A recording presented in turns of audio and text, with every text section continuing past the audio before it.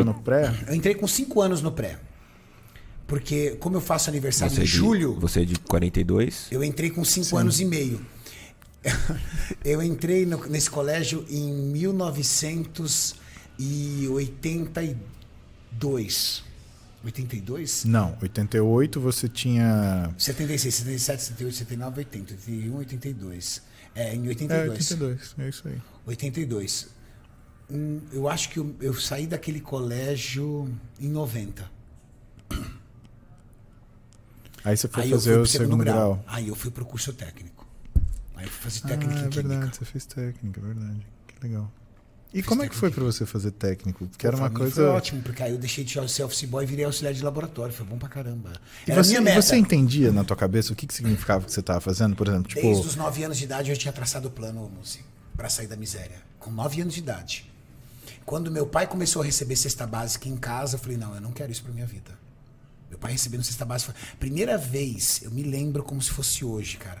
Primeira vez que o meu tio, irmão da minha mãe, chegou com uma cesta básica, eu me senti a pessoa mais humilhada do mundo. Sendo sincero, mais humilhada do mundo. Por quê? Porque o meu tio tinha 4 irmãos, 4 filhos. E a gente brincava todo mundo junto. E quando o meu pai foi aposentado com salário mínimo, teve um AVC e um ataque cardíaco e ficou de cama. E minha mãe e o plano Collor congelou todas as aposentadorias, meu pai ficou sem dinheiro nenhum. E o governo foi tão cruel que ele congelou o dinheiro e não repassou nada na hora. Ficou de repassar depois. Sim. Só que o salário mínimo daquela época era equivalente hoje a uns 700, 800 reais. Quem sustenta uma família com uns 700, 800 reais? É possível. Entende? E a minha mãe foi trabalhar de faxineira, só que minha mãe entrou numa crise nervosa, ela teve uma paralisia parcial do corpo por uma crise nervosa.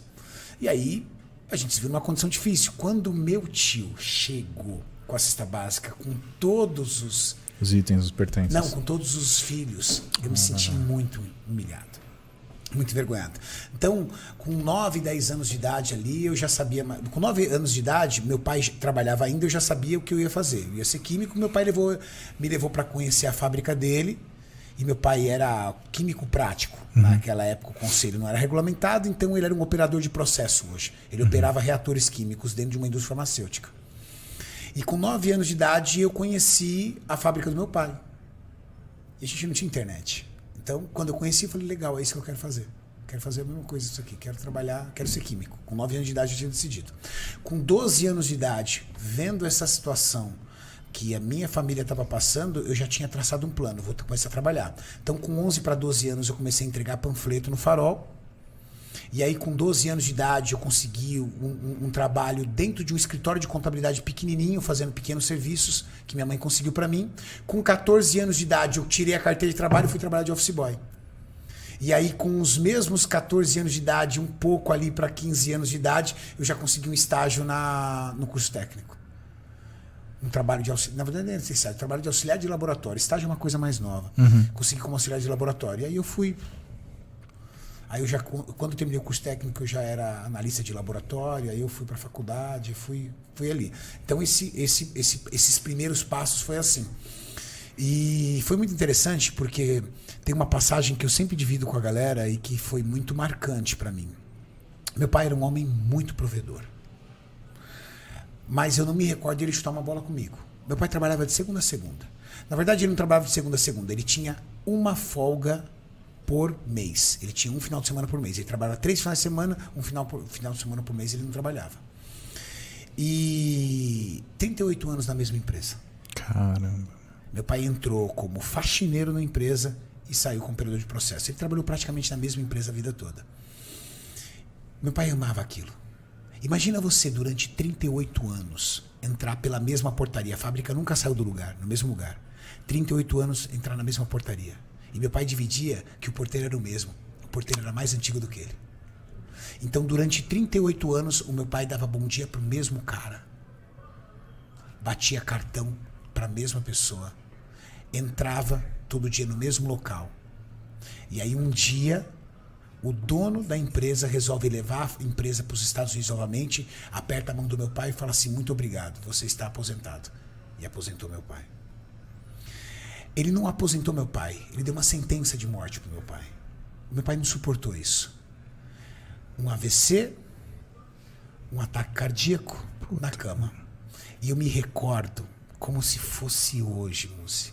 Eu entrei no quarto para visitar meu pai. Eu tinha 12 anos de idade. Teu pai tinha quanto? Meu pai tinha uns 60, 58 mais ou menos. Nossa, que jovem, cara.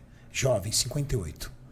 51 anos de idade. Só que 58 anos de idade, no final da década de 80, era um velhinho. Acabou. Você não serve para mais nada. 50 e poucos anos. Ele tinha 56 ou 58. Não servia para mais nada. Meu pai estava sentado. E meu pai tinha um relógio, Oriente. Sim. De corda. Fundo verde. Era o xodó do meu pai. Eu lembro do meu pai sentado na beira da cama. E meu pai tinha dificuldade para andar, porque ele tinha ainda... ele estava se curando das sequelas do AVC. Então ele andava com muita dificuldade. Eu lembro do meu pai sentado na cama, dando corda no relógio. Ele segurava o relógio assim, dando corda. Aí eu entrei, sentei do lado dele, quieto, só queria ficar perto dele. Meu pai não era muito de falar. Aí ele dando corda, aí ele olhou pra mim e falou assim, promete uma coisa pra mim. Você nunca vai ser funcionário de alguém. Você vai ter que ter o seu negócio. Porque olha o que aconteceu com seu pai. 38 anos trabalhando para uma mesma pessoa e o seu pai foi descartado. Cara, aquilo apertou meu coração de um jeito. Mas sabe por que me apertou muito o coração?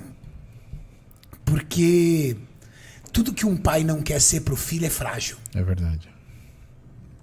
E o meu pai, ele sempre quis ser muito forte. Muito... Eu sou o provedor. Aconteça o que acontecer, tá no meu controle. E aí meu pai vendo meu tio trazendo cesta básica. A minha mãe, que a vida inteira foi a dona de casa. Não, minha mulher não trabalha. Eu trabalho. Era a cultura da época. Sim, era o orgulho, era o mínimo que você tinha que fazer. Não, eu cuido da minha mulher. Minha mãe indo trabalhar, lavar banheiro na casa das outras pessoas. Eu vi o meu pai no fundo do poço, cara.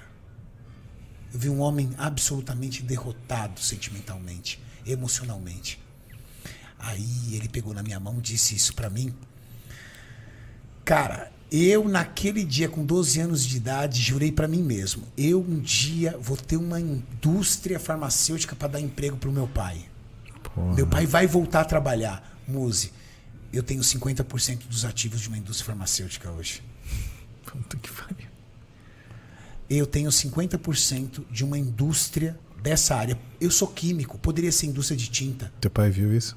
Podia ser indústria farmacêutica, podia ser indústria de produtos químicos gerais, de matéria-prima para... Não, tinha que ser de uma indústria voltada para o ramo farmacêutico. Sim. Meu pai não viu isso, ele morreu antes. Puta que pariu, cara.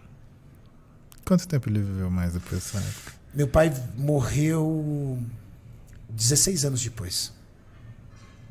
Nossa, até que ele resistiu bem. Depois de um infarto, depois de um AVC. Meu pai depois teve Parkinson e morreu com Alzheimer. Nossa, Renato, que judiação, cara. Meu pai morreu numa situação de não reconhecer mais as pessoas. E a única foto que você tem dele é aquela foto que ele tá com você no colo, né? Que ele tá comigo no colo. Você tá pequenininho, você tinha o quê? Uns 2 anos ali? Um ano. E é interessante, cara, porque o meu pai, quando ele morreu, como é que é a memória?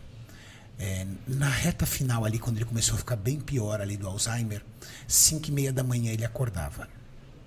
Trocava de roupa, morava no interior de São Paulo. Trocava de roupa, minha mãe falava pra ele, onde você vai, Elias? Vou trabalhar. Elias, você é aposentado há mais de quase 20 anos. Não, eu vou trabalhar. Ele achava que ele ia trabalhar. Ele colocava a roupa de trabalho, ele ia pra fora e ficava do lado de fora esperando o ônibus. Chegou um momento que minha mãe percebeu que não adiantava impedi-lo. Tinha que deixar. Daqui a pouco ele voltava. Sentava no sofá e calado, como a maioria das pessoas sabe como é que é um paciente de Alzheimer, ficava por horas. E minha mãe tentava pensar, o que ele está pensando? Será que é algo lúcido ou ele está viajando dentro dos sonhos dele? E minha mãe começou a respeitar. E olha como é que é a memória. com 7 anos de idade, meu vô, bravo, italiano bravo, meu vô era italiano mesmo, italiano bravo, enfiou um cigarro na boca do meu pai e falou: tá na hora de você virar homem, moleque. E começou a botar meu pai pra fumar, com 7 anos. Caramba. O meu pai fumou a vida inteira.